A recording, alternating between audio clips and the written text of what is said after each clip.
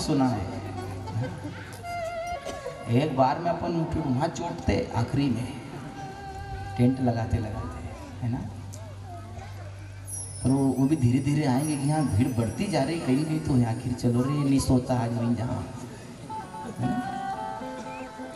कबीर बाबा ने कहा सोने का टेम थोड़ी है, सोता कौन है जिसको किसी बात की चिंता नहीं रहती बेटे। अरे तू ऐसी गहरी नींद में सोया, गंगा मैया का ठंडा जल तेरे को जगा नहीं पाया। अभी तेरे सोने का समय नहीं है, भगवान का भजन करने का समय है, खड़ा हो जा। तो कबीर बाबा की बात क्या मुर्दे को सुना रही है? अचेत अवस्था में पड़ा है, पीर थकी कहाँ। और बादशाह सिकंदर देख रहे हैं कि अब देखते हैं ये कैसा जगाता है। उठ जा बेटे, खड़ा हो जा। तू कहाँ से बहता आया? तू जल में बहता आया, तेरी नींद नहीं खुली। अभी तेरे सोने का समय थोड़ी हुआ है। जिस दिन तू सो जाएगा ना उस दिन तुझे कोई नहीं जगाएगा, पर आज तू जागेगा इसलिए मैं तुझको जगा रहा हूं।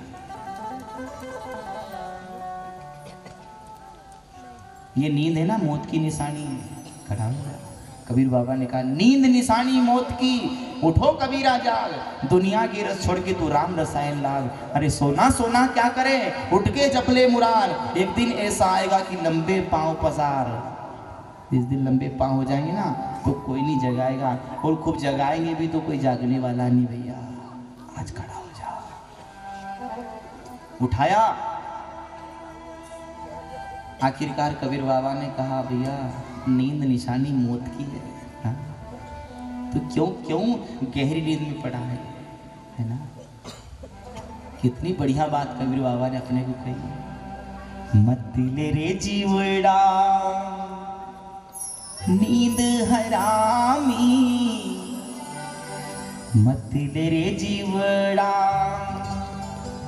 नींद हरामी, ओ नींद आलसी, थोड़ा जीवना रे खातिर काई सोवे। मत रे जीवड़ा नींद हरामी,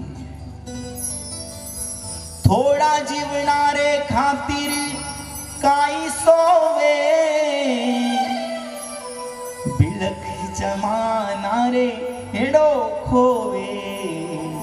रे भैया ये कंचन काया मिली, सुंदर संसार है, इसका तू आनंद ले रहा है कि सोया है? इसको ऐसा ही खो देगा। नींद हरामी मत ले। खुद का रे घर में भैया बाग चंदन रा, खुद का रे घर में भैया बाग चंदन रा, ओ बाग चंदन रा, बीज बबूल रा काई बोवे। मत ले रे जीवड़ा नींद हरामी, थोड़ा जीवना रे खातिर काई सोवे। खुद का रे घर में भैया खान हीरा की। सब बैठा है, आज भी सुबह चर्चा हुई थी ना कि हर घट मेरो साइया सुनी घटना कोई, पर बलिहारी वाघट की जाघट प्रगट होए।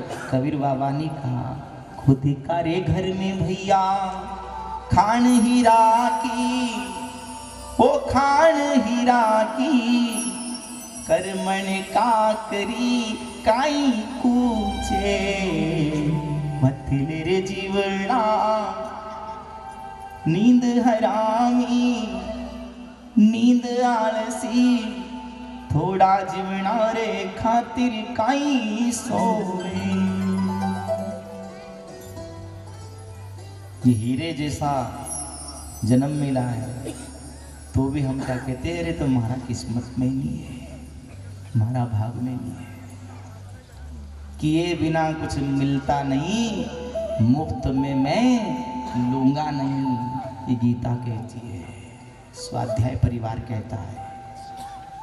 किए बिना कुछ मिलता नहीं और मुफ्त में मैं लूंगा नहीं। वो है भगवान का नाम लेके आज कबीर बाबा ने कहा बेटा खड़ा हो जा, उठ कबीर के बेटे खड़ा हो जा। ये मौत की निशानी और तू सोया है। बस कबीर बाबा की आवाज़ सुनी, वो मृत शरीर मुर्दा खड़ा हो गया और जैसे ही खड़ा हुआ तो कबीर बाबा की आज शाबाशी दे रहे, बादशाही दे रहे कि वाह कबीर बाबा, मान गए तेरी भक्ति को, धन्य तू धन्य, धन धन संत कबीर भैया महाराज जा रे नाना भी। कबीर बाबा ने उस मृत बालक को खड़ा किया। अब खड़ा किया तो फिर बादशाह कह रहा है, कथा सुनने वाले भगत लोग ही, दूसरा कोई नहीं आया, जगह खाली है तो पीछे से आगे आ गए, तुम क्यों देखो? तो कहो महाराज जी बहुत हेर रखा है हमारे।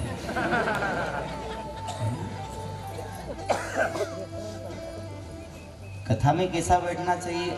आते हैं ना तो जैसे आप लोग तो बैठ जाते हो, माताएं तो बिल्कुल आते थे, तो कल से भाई लोग इधर से सब बांध देना है ना, तो यहाँ से आगे बैठते बैठते आ जाना, तो जो आएंगे वो पीछे बैठते रहेंगे, है ना। अपन एक आए और 1000 जन कथा में डिस्टर्ब हो तो अच्छी बात नहीं है। कथा में डिस्टर्ब नहीं करना चाहिए, बाधा देना नहीं चाहिए। कई कथाओं में हमारे पिताजी आते तो हमको पता भी नहीं चलता है, वो पीछे के पीछे न जाने कहाँ बैठे, बाद में मित्र फिर हम कहते हैं पिताजी आप आते हो तो जरा सामने से आओ, तो हम कहें गांव वालों को आपका स्वागत सम्मान बोले, हम कथा में जाए तो किसी को डिस्टर्ब करने नहीं जाते हैं। ऐसे होते भगत, किसी को बाधा नहीं देना। ये खाली जगह है, कल से जो भी हो 2-4 भाई लोग खड़े हो जाए, इसको यहाँ से गेप को भरते भरते चलना, तो पीछे आने वाले पीछे बैठते रहे।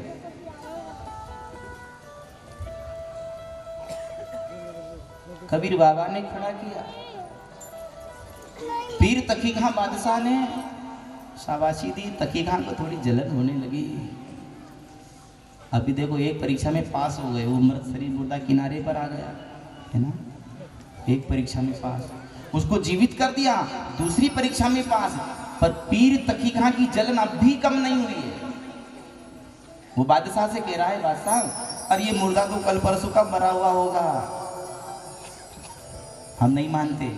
मेरी बेटी जो 6 साल पहले मरी हुई है, दिल्ली की कब्रिस्तान में दफनाई गई है, वो 6 साल पहले मरी बेटी को जीवित कर दे तो मान जाए। देखो एक निमाड़ी में कहावत है नहीं अपनी, कुमार से ज्यादा सियाना होता है।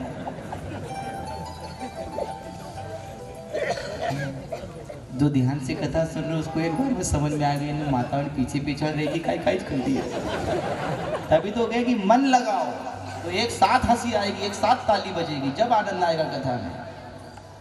कहीं उंगाया करे फिर कहीं कोई जो हंसी बजा लो, ऐसे थोड़ी कथा सुनी जाती है। कथा में लहर एक बार में आनी चाहिए, हंसी की बात हो तो हंसी की, ताली की बात हो तो ताली की। करुणा कबीर बाबा ने जीवित किया है, मैं कबीर की बेटी हूँ, वही कमाली कबीर बाबा की शिष्या बनी। बादशाह ने कहा था तुमने कमाल कर दिया, तो जो मुर्दा जीवित किया उसका नाम कमाल हुआ, और ये कब्र में तभी तकी खां की बेटी 6 साल पहले मरी थी, उसको जीवित किया तो उसका नाम कमाली हुआ। वही कमाल और कमाली कबीर बाबा के शिष्य और शिष्या बने। कबीर बाबा के जीवन में बहुत परीक्षाएं हुई, 52 परीक्षा तो एक के बाद एक होती रही, तो केवल 3 परीक्षा है। 52 परीक्षा तक भी पीर तकी खां को शांति नहीं हुई। ऐसी है दुनिया, जो भी करो आप संतुष्ट होंगे नहीं होंगे। मानव कभी संतुष्ट नहीं होता है, होते हैं अपन क्या सोचते, टापरा कौलू का होते हुए एक खाओ बनी जाए कि बेफिक्र हुए, बस फिर एक छत नगाड़ी, फिर साल खान बड़ी मुश्किल से शांति रहे, तो बस अब एक ऊपर चढ़े लेवा बेफिक्र हो गया, फिर दूसरी मंजिल शांति थोड़ी है, लालच बढ़ती जाती है। पीर तकी खां ने 52 बार परीक्षा ली और एक से एक बढ़ के परीक्षा हुई उनकी।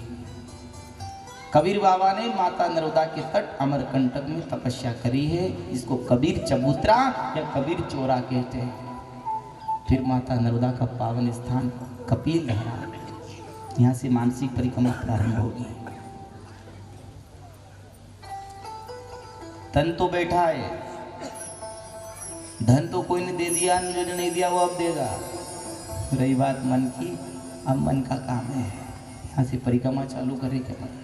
कपिल धारा मैया का पवित्र पावन स्थान, जो मानसिक परिक्रमा प्रारंभ होगी अमरकंटक से, 7वें दिन यहीं आके विराम करेंगे। जैसे माँ प्रेरणा देती जाएगी बताने का प्रयास करेंगे। परिक्रमा 5 प्रकार की होती है। एक मार्कंडेय परिक्रमा, एक मुंडमाल परिक्रमा, एक जलाधारी परिक्रमा, एक हनुमान परिक्रमा और 5वीं मानसिक परिक्रमा। मार्कंडेय परिक्रमा मात्र मार्कंडेय जी ने करी है, न कोई कर रहा है न कोई कर पाएगा। नदियों की भी परिक्रमा करी, जितनी नदियां आई नर्मदा जी में, नदियों की भी परिक्रमा करी मार्कंडेय जी ने। अमरकंटक से चले, जो नदी आई नदी को पार नहीं किया, नदी के उद्गम स्थान गए, नदी के किनारे किनारे वापस आए, फिर आगे बढ़े, फिर नदी आई, नदी के उद्गम स्थान पर गए, फिर नदी की परिक्रमा करके आए, फिर नर्मदा किनारे, फिर आगे बढ़े। ऐसी पूरी नदियों की परिक्रमा करी है। जितनी नदियां नर्मदा जी में आके मिली है वो परिक्रमा मार्कंडेय जी ने करी है, उसको मार्कंडेय परिक्रमा कहते हैं। दूसरी परिक्रमा जलाधारी परिक्रमा। भगवान शिव के मंदिर में जाते हैं तो हम परिक्रमा नहीं करते भगवान शिव की, तो इस परिक्रमा में समुद्र पार नहीं करते। तीसरी परिक्रमा हनुमान परिक्रमा, जो हनुमान जी ने करी, कभी नर्मदा के दक्षिण तट पर, कभी उत्तर तट पर, कभी दक्षिण तट पर, कभी उत्तर तट पर, ऐसे परिक्रमा जो होती है हनुमान जी ने करी, इसको हनुमान परिक्रमा कही है। चौथी परिक्रमा मुंडमाल परिक्रमा। हम माला का जब करते हैं तो माला के सुमेरु मोती को पार नहीं करते, पुनः माला को घुमा लेते, वहीं से भी सुमेरु मोती को पार नहीं करते, माला को घुमा के पुनः चालू हो जाते हैं। ऐसे ही मुंडमाल परिक्रमा में समुद्र पार नहीं करते। ये परिक्रमा कैसे होती है? अमरकंटक से चलते हैं तो पहले दक्षिण तट की यात्रा पूरी होती है। सागर संगम दक्षिण तट का अंतिम तीर्थ विमलेश्वर। विमलेश्वर का दर्शन पूजन करके सागर संगम में स्नान करके विमलेश्वर से वापस दक्षिण तट होते होते अमरकंटक जाना, और अमरकंटक से फिर उत्तर तट होना। उत्तर तट की परिक्रमा करते करते उत्तर तट का अंतिम तीर्थ रेवा सागर संगम, हरि का धाम, मीठी तलाई, वहाँ से फिर वापस उत्तर तट होके अमरकंटक जाना। इसी परिक्रमा को मुंडमाल परिक्रमा कहें। 5वीं परिक्रमा मानसिक परिक्रमा, जो मन से होती है।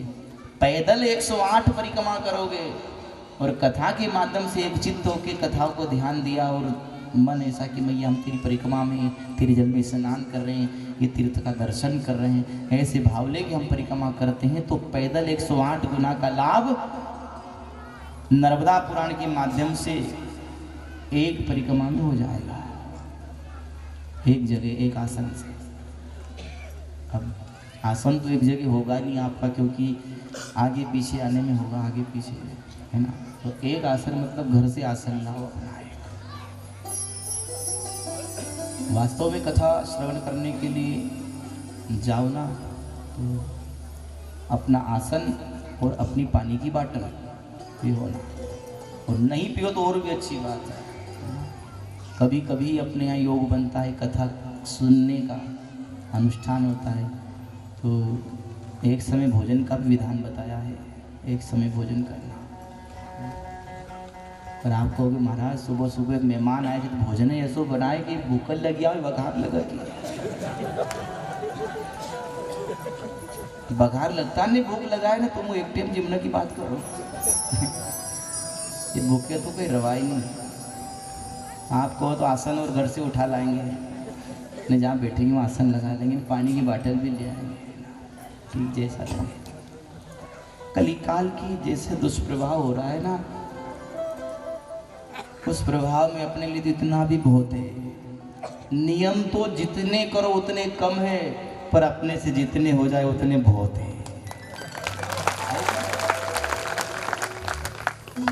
कुछ नहीं कर पाएंगे, खाली लगे रहो। आगे ही समझ, लगे रहो, पार हो जाओ।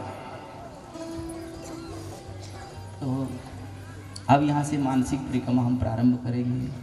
मन ऐसा मैया अमरकंटक में कपिल धारा में स्नान कर लिया है।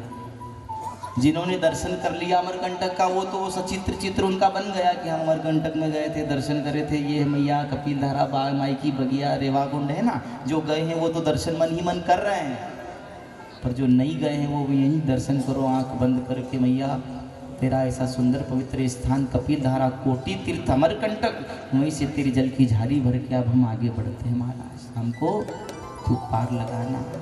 और ये मैया वहाँ से आगे बढ़ी है और ये भोलेनाथ की लली संसार को जगत को तारने चली महाराज।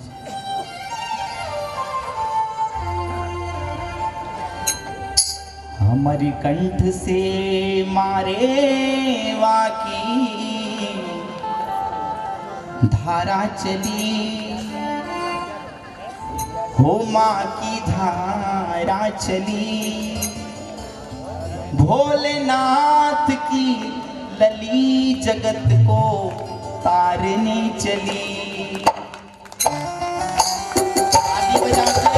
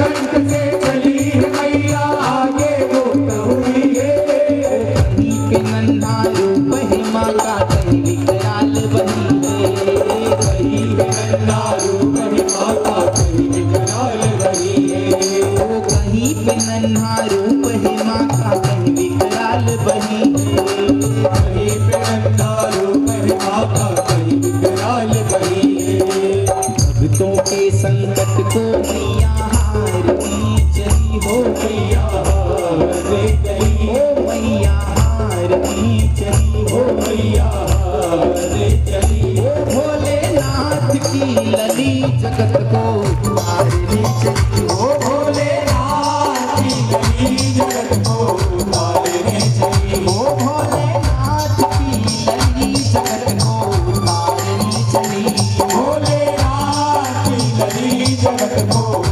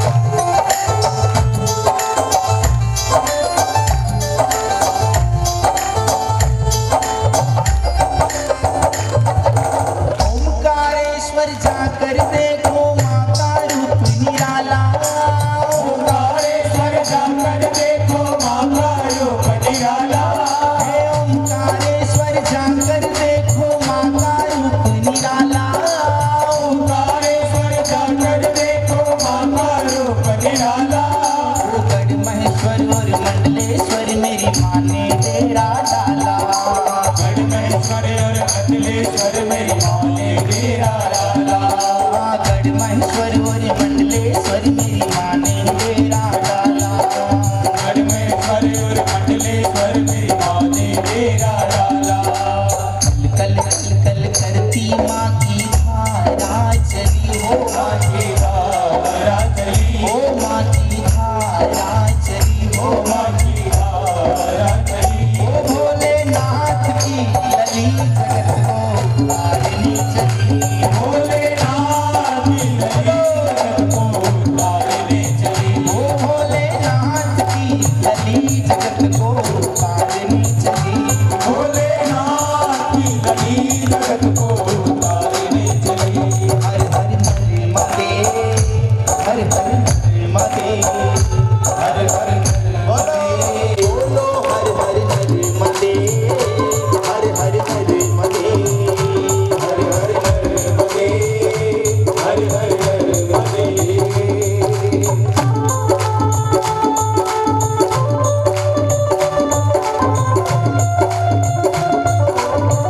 बड़े भाव से दोनों हाथों से ताली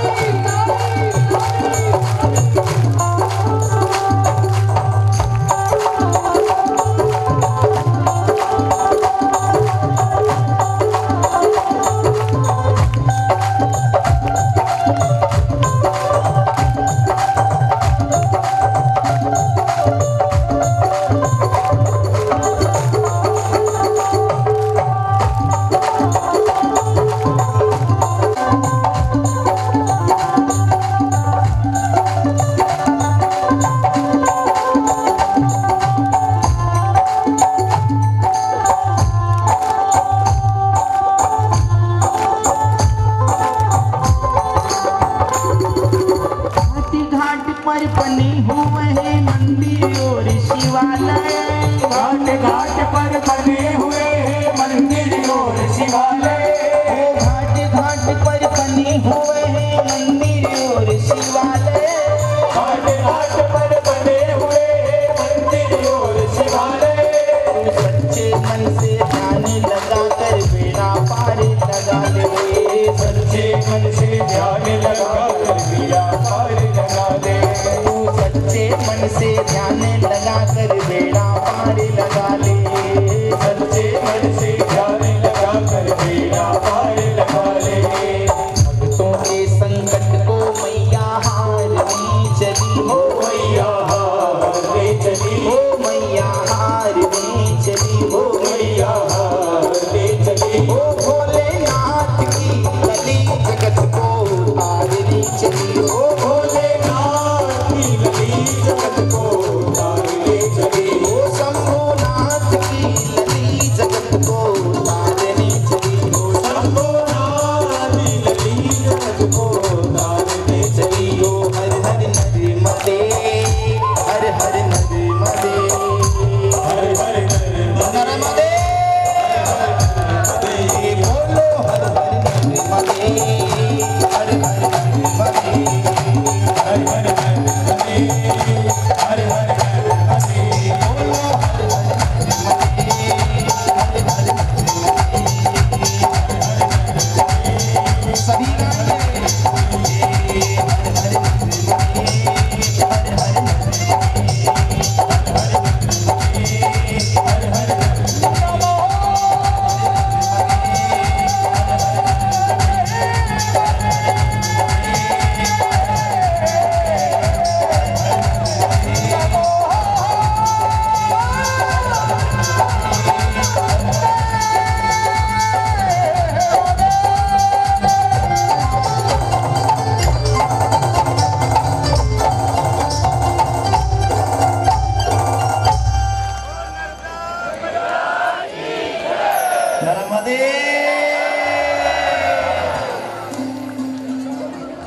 अमर कंठ से चली है मैया, आगे गुप्त हुई है।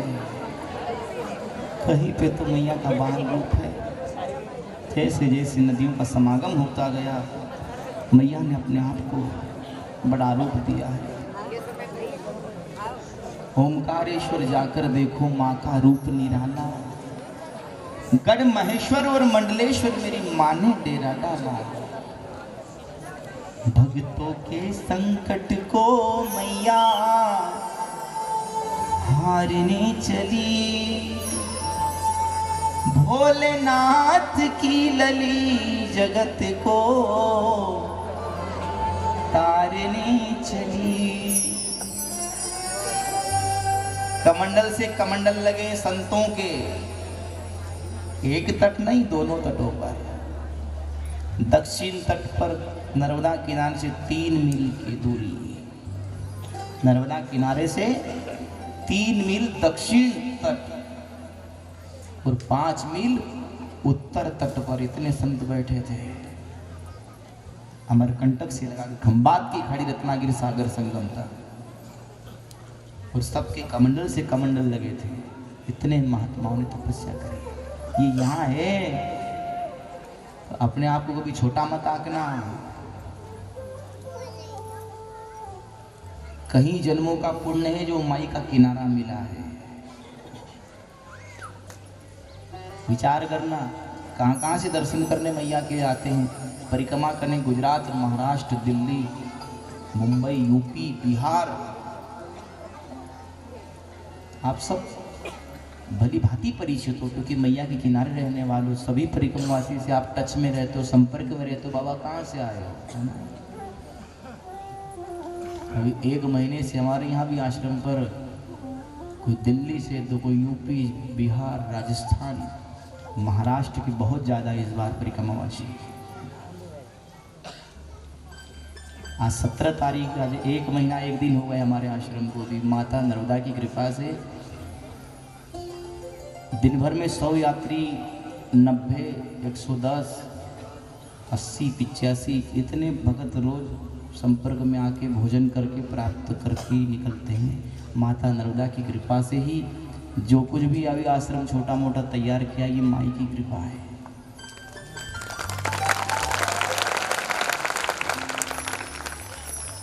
नर्मदा आश्रम की प्रेरणा, हम गए थे परचरी पुराण करने खुटला देवला।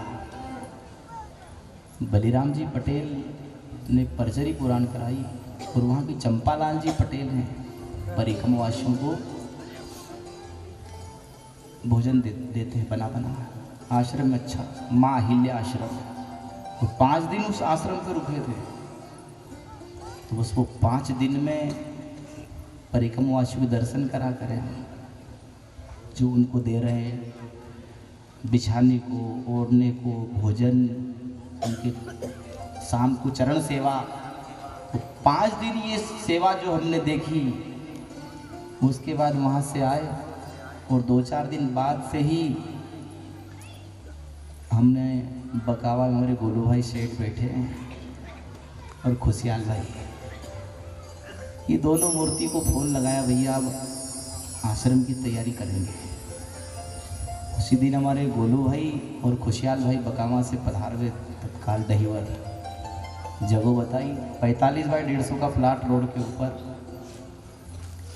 बस मार्च में कथा थी, 1 मार्च से 5 मार्च, और करीब 10 मार्च को योजना बनाई और अप्रैल महीने में चालू किया काम। तो अभी 16 दिसंबर को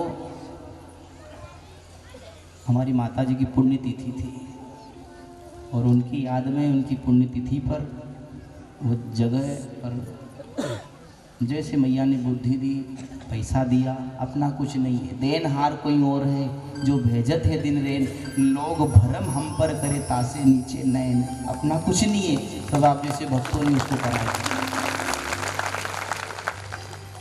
3 दिवसीय मायरा था 14, 15, 16 दिसंबर में, और यहाँ से भगत लोग गए थे मर्दाना से, बकावा से, तंबोलिया से। बहुत भक्तों ने सेवा भी दी। यहाँ बैठे हैं, सबको प्रणाम। तन मन और धन लगा दिया महाराज। माता नर्मदा खूब आपको दे। तो कहाँ कहाँ से मैया की परिक्रमा कर रहे हैं। और एक बात कहना भूल गई, इसी अन्न क्षेत्र में 5100 रुपये की राशि हमारे रामेश्वर जी भाइडिया की ओर से हमारे आश्रम पर कल शाम को हमको दी। भाइडिया जी को बहुत बहुत धन्यवाद। 5100 रुपये की राशि स्वर्गीय सुगंध देवी मारेवा नक्षत्र आश्रम दहीवर में इनकी राशि अर्पण होती है। बहुत बहुत धन्यवाद। तो हम सौभाग्यशाली हैं, अपने आप को कम मत आंकना। हाँ, अभी अपने को अपनी कीमत पता नहीं है, हम कौन है। जैसे हाथी को बांध दिया जाता है तो हाथी क्या सोचता है, अरे भैया तेरा भारी भरकम शरीर है, उठ, तेरे में कितनी ताकत है, तू क्या पड़ा पड़ा करे बैठा बैठा। तो वो कहता क्या करूं, मेरा पाँव बंधा है। बताओ, महावत ने उसके सामने खोटी गाड़ी है, रस्सी से बांधा है, एक छुपके की है खाली, पर उसको ताकत नहीं मालूम है कि फोकट परेशान हो रहा है। कह रहे उठे ठंडो गार बैठियो, कहीं करूँ भाई मारो पाय बंधेलो छे। ऐसा कई दादा माए कई मारो पाय बंधेल छे, घर में हूँ तो देर नहीं करूँ निकलना घर से, काई लेने बंधेल माए तारो पाय दादा। थोड़ा दिन सुस्ता होती थे कि हम तुमको तो जाऊंगा मिलूंगा नहीं।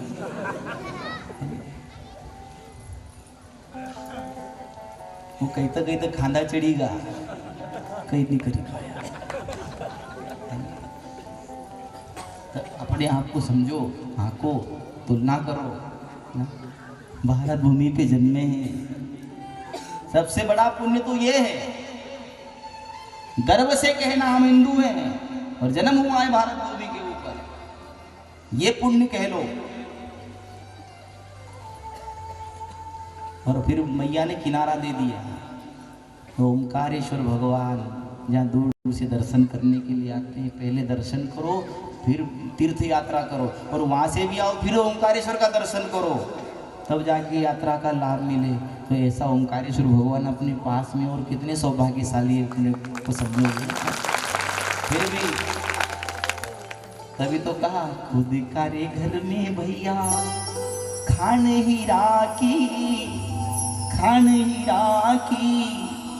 कर्मण काकरी काई कूचे मतिले रे जीवड़ा, है ना।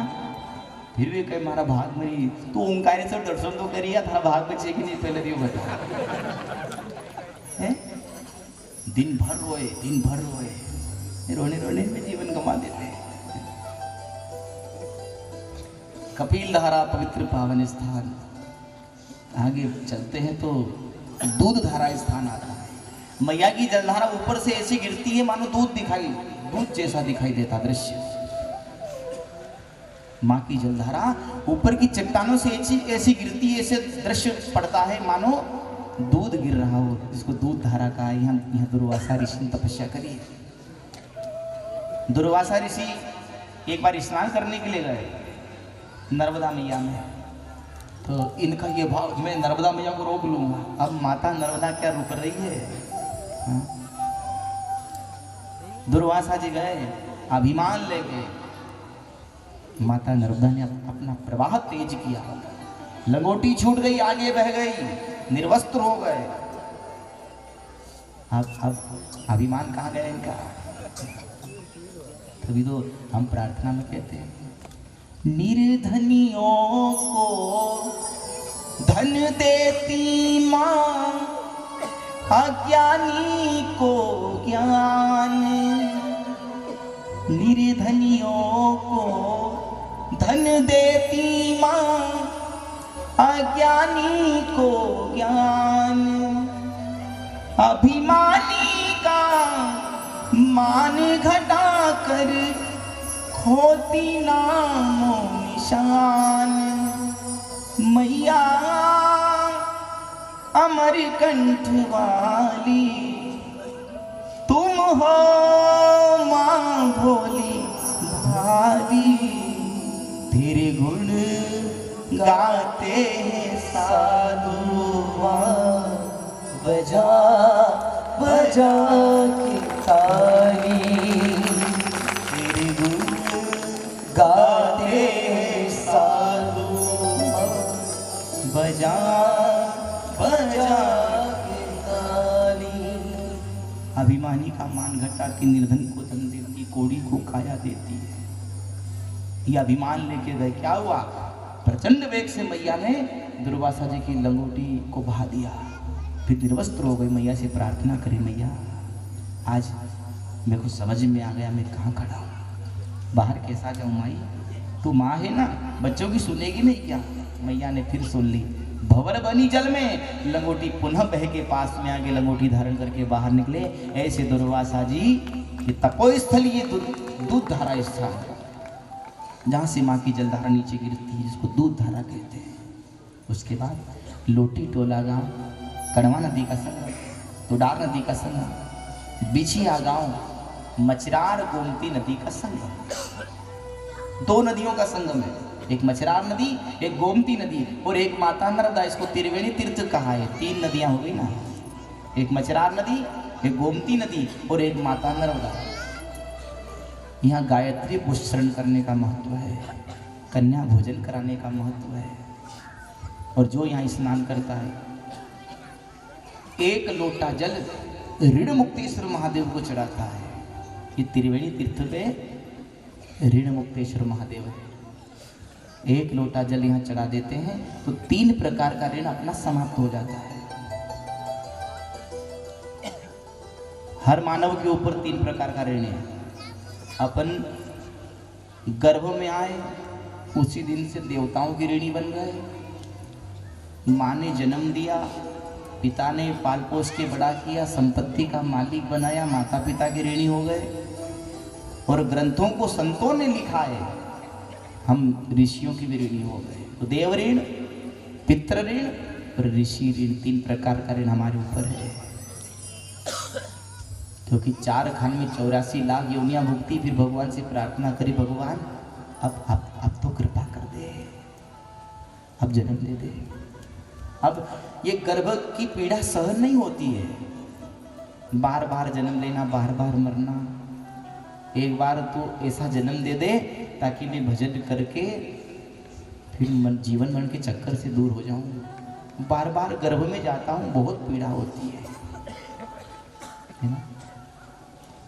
भगवान से प्रार्थना करता है कि अब तू कृपा कर दे, और यदि मेरा कुछ पाप कर्म है तो कुछ मानव योनि दे दे, थोड़ा बहुत वहाँ भुगत लूँगा। भगवान बार बार जन्म लेता हूँ, बार बार मरता हूँ, सब कुछ बन लिया, पशु पक्षी जीव जंतु वृक्ष वनस्पति सब बन लिया भगवान, और थोड़ी बहुत योनियाँ रह गई कभी, और पाप मेरा रहेगा, तू मुझे मानव जन्म दे दे, थोड़ा बहुत मैं वहाँ भुगत लूँगा।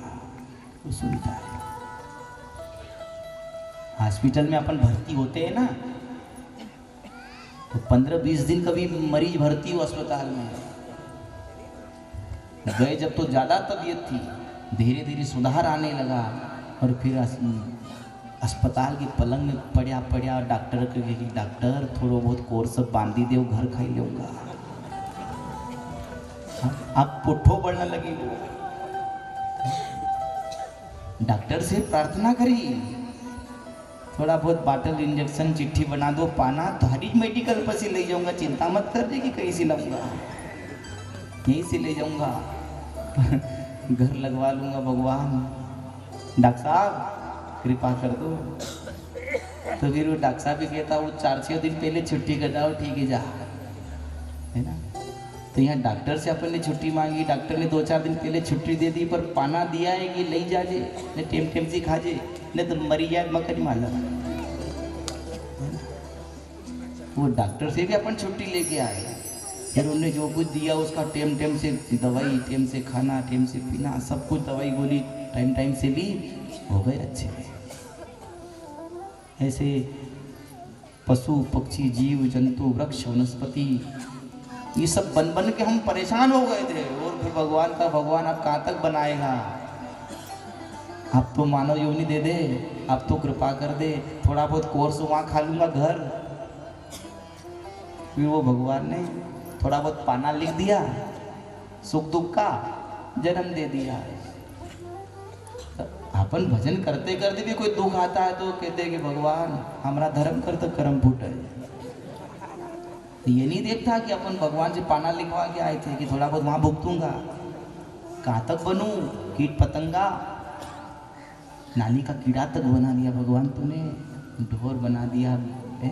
क्या क्या नहीं बनाया। अब थोड़ा बहुत हो तो तू पाना लिख दे, भुत लूंगा मानव योनि में। फिर वहाँ से अपन छुट्टी मांग के आए, डॉक्टर से छुट्टी लेके आएगी नहीं। अब तुम टेम टेम से नहीं गोली ले बीमार पड़ो तो फिर तुम्हारी गलती की डॉक्टर की। उन्हें तो कही दो टेम से खा जी मरी जाए मत कहिए, तो फिर वहाँ से भी तो लिखवा के आए। थोड़ा बहुत तो चलता है। सूर्योदय होता है तो डूबता है, डूबता है तो उगता है। कभी जीवन में हताश मत होना, कैसी भी परिस्थिति आ जाए। आता है तो जीव है ना, मानता नहीं, मन चंचल है, चलाए मान है, स्थिर रहता नहीं है। सुख और दुख का जोड़ा है, दिन और रात का जोड़ा है, पति पत्नी का जोड़ा है ना। इस प्रकार से सुख और दुख का जोड़ा है। सुख कैसा भी हो जाएगा तो दुख आएगा, और दुख कैसा भी हो वो जाएगा तो वापस सुख आएगा। चलता है, चलाए मान है। और दुख से घबरा गए, भगवान की भक्ति छोड़ दी तो फिर काम नहीं बनेगा। दुख से मत घबराना पंछी, ये जग दुखों का मेला है। दुख से मत घबराना पंछी, यह जग दुखों का मेला है। चाहे भीड़ बहुत अंबर पर, उड़ना तुझे अकेला है। नन्हे कोमल पंख तेरे और गगन की है दूरी, बैठ गया तो फिर कैसे होगी मन की अभिलाषा पूरी। उसका नाम अमर है जग में, जिसने संकट झेला है। चाहे भीड़ बहुत अंबर पर, उड़ना तुझे अकेला है, उड़ना तुझे अकेला है। अपना है, अपन भुगतो। पिछला बकाया है, उसका भी भुगतान करो, क्योंकि कर्म का बंधन है। सिंघा जी बाबा ने कहा है, कर्म भरम बंधे संसारा, ये तो बंधन सारा।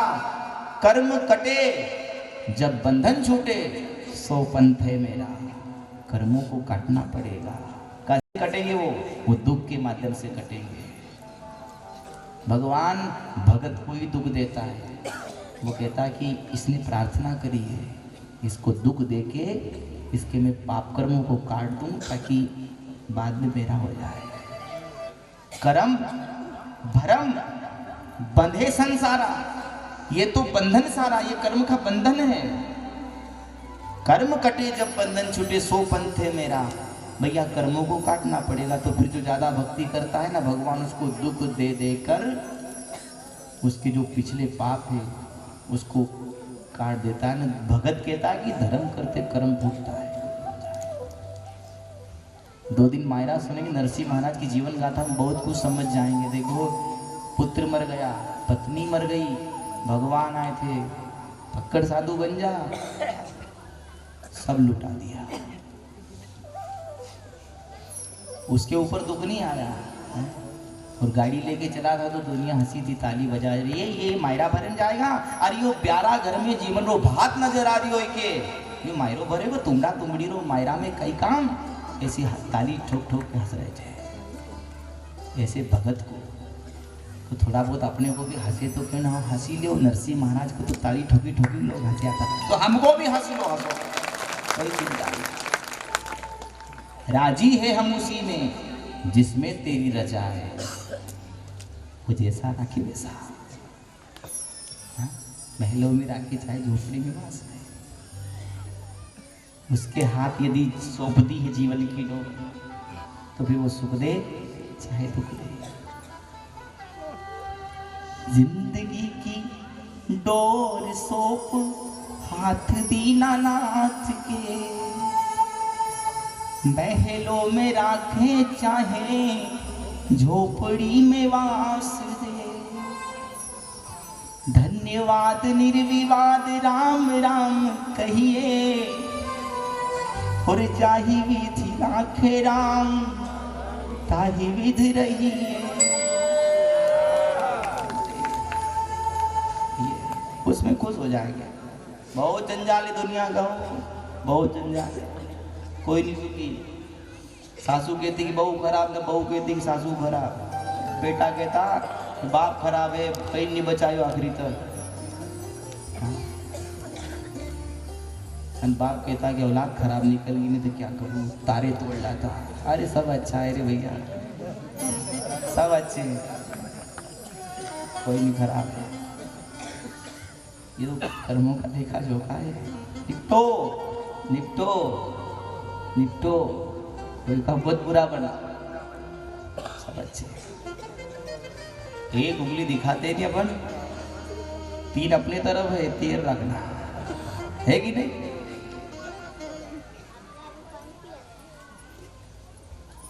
गर्भ में थे, ऋण की चर्चा चल रही है। 3 ऋण है, देव ऋण, पितृ ऋण, ऋषि ऋण। भगवान से प्रार्थना करी, अब दे दे जन्म, मानव योनि दे दे, कंचन काया दे दे। माँ के गर्भ में आए उस दिन से उसके ऋणी बन गए। फिर माँ ने 9 महीने गर्भ में रखा, बोझ उठाया, जन्म दिया, अति दुख पाया। पर माँ को भी पता है असहाय पीड़ा होती है जन्म देने में। जन्मत मरत दुषा दुख होई। जन्म की पीड़ा तो केवल जन्म देने वाली माँ ही उस पीड़ा को समझ सकती है। प्राणांत हो जाते हैं। सुना होगा कई माताएं जन्म देने में उनके प्राण अंत हो गए, पर उस दुख को भी माँ खुशी खुशी सहन करती है कि मेरा राज दुलारा जन्म लेगा है। तो जन्म हुआ, फिर माँ ने रक्त का दूध बनाकर पिलाया।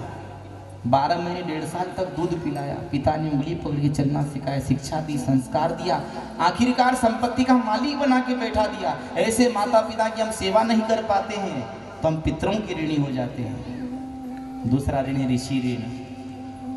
4 वेद, 6 शास्त्र, 18 पुराण, 9 व्याकरण, महाभारत, सदग्रंथ, स्मृतियाँ। इन ग्रंथों की रचना संतों ने इसलिए की है कि हम इनको पढ़ें, और नहीं पढ़ते हैं तो फिर कथाओं के माध्यम से सुने, और नहीं पढ़ते नहीं सुनते तो फिर हम ऋषियों के भी ऋणी हो जाते हैं, जिसको संतों ने कहा कि ऋषि ऋण। भगवान ने जन्म दिया, भगवान की सेवा ध्यान पूजा करना पड़ेगा, देव ऋण। माता पिता ने जन्म दिया है, दुख उठाया है, माता पिता की सेवा करनी पड़ेगी, पितृ ऋण। और तीसरा है ऋषि ऋण। ग्रंथों को पढ़ो या फिर कथाओं को सुनो।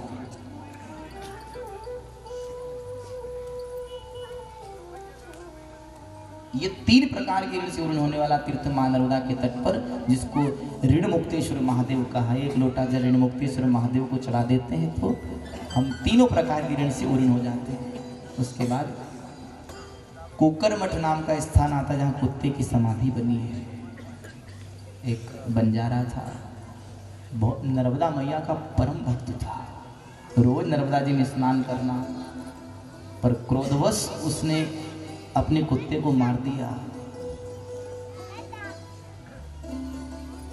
व्यापार में हानि हो गई बंजारे को, तो हानि हुई तो उसने सोचा कि अब हानि तो हो गई, जो होना था वो तो हो गया, क्योंकि हानि लाभ यश अपयश विधि के हाथ में। जीवन मरण हानि लाभ यश अपयश यह विधि के हाथ में ये होता है। व्यापार हम दुकानदारी करें, खेती करें, बिजनेस करें, इसमें लाभ भी होता है, हानि भी होती है। वो छोटा सा व्यापार कर रहा था बंजारा, हानि हो गई। कब होती है? जब हमने अपने व्यापार पर ध्यान नहीं दिया, दुकान पे ध्यान नहीं दिया, बिजनेस पे ध्यान नहीं दिया, तो हानि होना तय है। ब्याज टके से बढ़िया ना से चोर ना से खांसी, आलस नींद से किसान ना से नारी ना से हंसी। बढ़िया रकम उधार देता है, उसकी दुकानदारी किस पे चल रही है? ब्याज पे। पैसा दिया 20,000 रुपया, तो 20 का ब्याज जोड़ेगा, और 20 का 22 नहीं ले तो उसको तो घाटा होना पक्का है। 50 लाख मार्केट में उसके फिर रहे हैं बाजार में है, तो ब्याज पे चल रही उसकी दुनियादारी। बढ़िया रकम उधार दे दे और ब्याज नहीं जोड़े तो हानि उसकी पक्की है। ब्याज टके से बढ़िया ना से, चोर ना से खांसी। चोर चोरी करने के लिए जाए ना खांसे तो फिर क्या होगा? पकड़ा जाएगा। पकड़ाए तो फिर दे जाओ, दिए जाओ, दिए जाओ। जूता पड़ेगा जरूर, पड़ेगा जरूर। पकड़ा गया। ब्याज टके से बढ़िया ना से, चोर ना से खांसी, आलस नींद से किसान ना से। किसान बोनी करने का समय हो, ज्यादा खाली क्या? पूरन पूरी, चना की रोटी। तो फिर नींद आ गई। अब फिर बोएगा बाद में, अभी वो पड़ोसी बोने गया और जान दे अपन कल बो देगा। दूसरे दिन समय नहीं अच्छा आया तो फिर उन्हें बोया, उनकी फसल बड़ी बड़ी हो गई, भाई को 72 नहीं मिली बाद में सोयाबीन बाहर की है। तो फिर ब्याज टके से बनिया ना से, चोर ना से खासी, आलस नींद से किसान ना से। पड़ोसी का सोयाबीन एवड़ा होगा, भाई का गोखरू एवड़ा होगा। अब रह गया तो आषाढ़ का बिगड़ा आषाढ़ में सुधरता है, कहते हैं कहावत। हमारी दादी माँ कहती थी, कभी फसल गड़बड़ हो जाए नहीं, फिर जाए लकड़ी लेके खेत में फेरा लगाने के लिए, तो फिर चिल्लाती थी, तो बिगाड़ दी फसल। अब आषाढ़ का बिगड़े आषाढ़ में सुधर जो कहेगी। वास्तव में पुराने लोग जो बात कह रहे वो सही है। ब्याज टके से बनिया ना से, चोर ना से खासी, आलस नींद से किसान ना से, और नारी ना से हंसी। बिना कारण की माता बहनों को भी कहीं हंसी आती तो हंसी पतन का कारण बन जाती है। द्रौपदी को हंसी आई थी बेकारण की। दुर्योधन गया, इनको दे दिया था वो खंडर ये जगह। जैसे अभी तुमने खांडव प्रस्थ को इंद्रप्रस्थ बनाया नहीं, हम देखने आए जब तो कहा यहाँ कैसा टेंट लगाएंगे, और बना दिया तुमने इंद्रप्रस्थ इसको भी है। रावेर खेल वाले भाइयों को प्रणाम। यहाँ बैड़ी थी या बैड़ी बताओगे महाराज जी यहाँ टेंट लगाओगे, यहाँ बैड़ी भी कैसा टेंट लगाओगे। 8 दिन में तो कायाकल्प कर दी।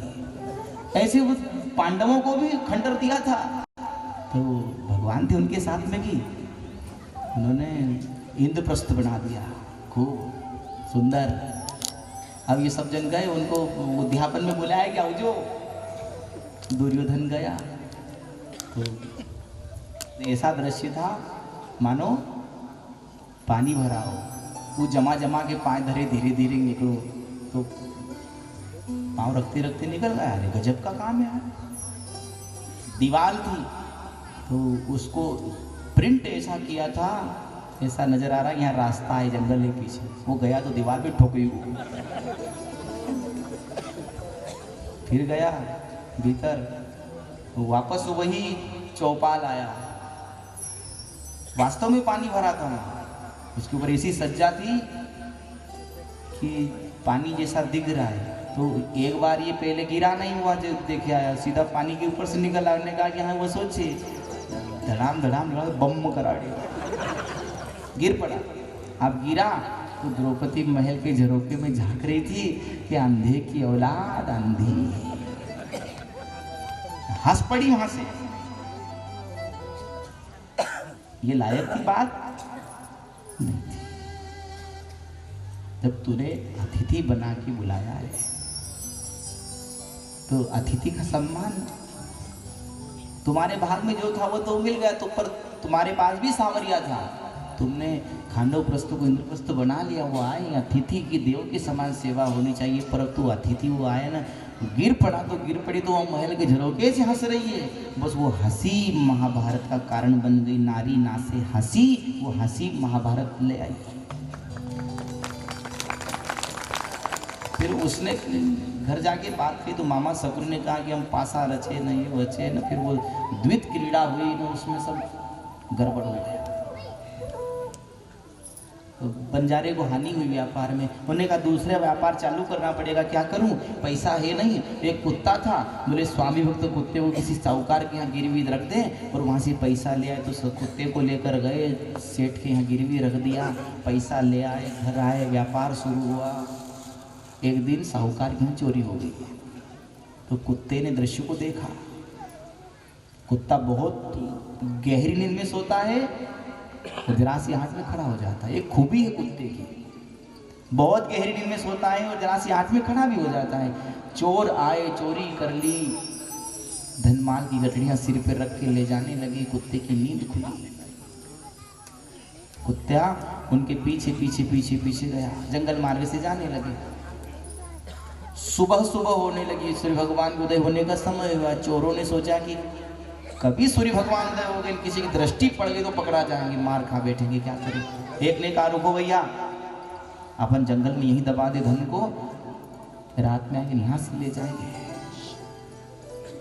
गड्ढा खोदा, धन दबा दिया। कुत्ता इस दृश्य को देखकर वापस आ गया। वापस आया तो राज दरबार में साहूकार सिर पकड़ के रो रहा था। कुत्ता अपने मालिक को रोता देख नहीं पाया, वस्त्र खींचता है। साहूकार सेठ समझ गए कि हो न हो ये कुत्ता राज्य की बात जानता होगा कहीं न कहीं। सैनिक कर्मचारी साथ लिए, आगे आगे कुत्ता चलता है, पीछे पीछे साहूकार और उनके पीछे कर्मचारी चले हैं। कुत्ते ने सूंघ कर बता दिया यही धन दबाया है। नौकरों ने, कर्मचारियों ने उस मिट्टी को दूर हटाया, धन मिला। अब सेठ तो अति प्रसन्न हो गया है। ये जो कुछ धन था ये चोरी में गया था, आज ये कुत्ता नहीं होता तो धन नहीं मिलता। क्यों ना मैं इस कुत्ते को इसके मालिक के सुपुर्द कर दूं, जरा सा धन ब्याज से ही तो लेके मैं कितना बड़ा बन जाऊंगा। आखिरकार मैं कंगाल हो गया था, अरे धनपति बना तो कुत्ते के बदले बनाऊं। इस कुत्ते को मैं इसके सेठ के सुपुर्द कर दूं। घर आया, एक पत्र लिखा, प्यारे बंजारे सादर नर्मदेहर, इस कुत्ते की निमित्त मैंने तुझे धन दिया है ना, वो ब्याज सहित वसूल हो गया मुझको। अब मुझे लौटाने की आवश्यकता नहीं है, तेरा मेरा हिसाब बराबर।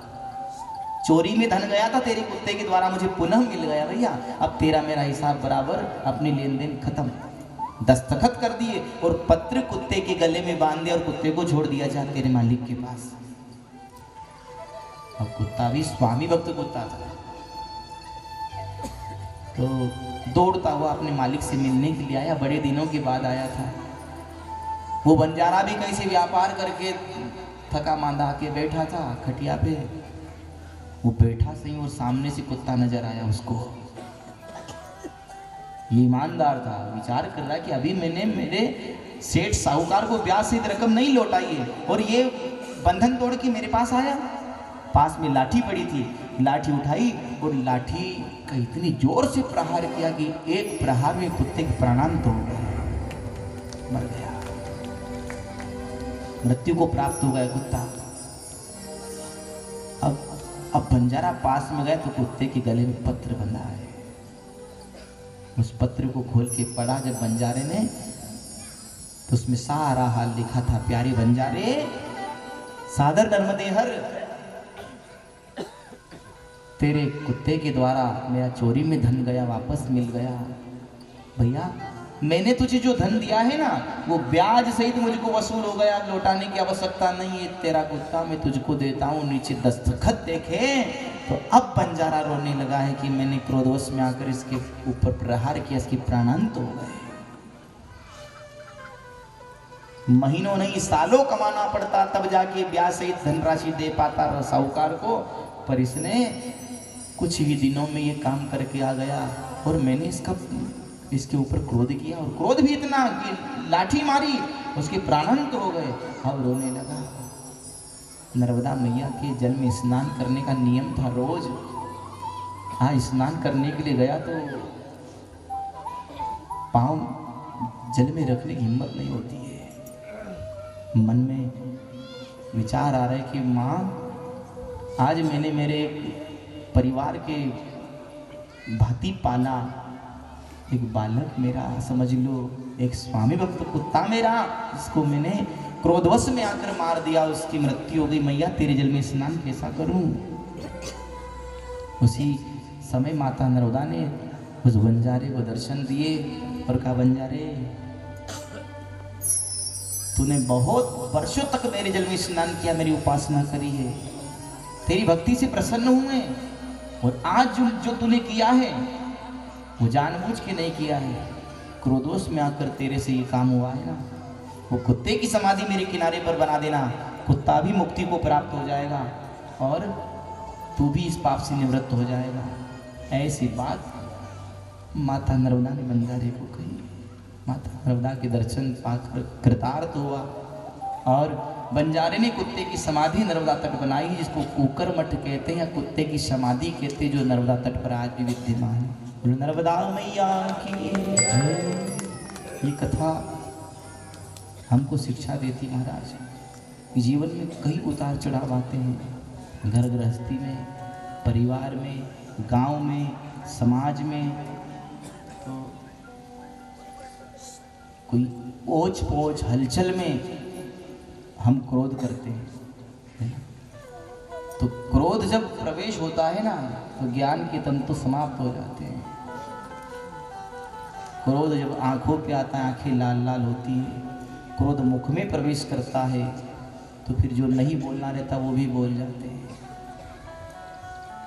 क्रोधी मानो फिर पछतावे, लोग हंसावे पर लोग नसावे, और पड़े नरक की खान, गुस्सा मत करना इंसान। काम क्रोध मद और लोभ ये नरक के रास्ते बताए। काम क्रोध मद लोभ सब नाथ नरक के पंथ, तुलसी बाबा ने रामायण में कहा।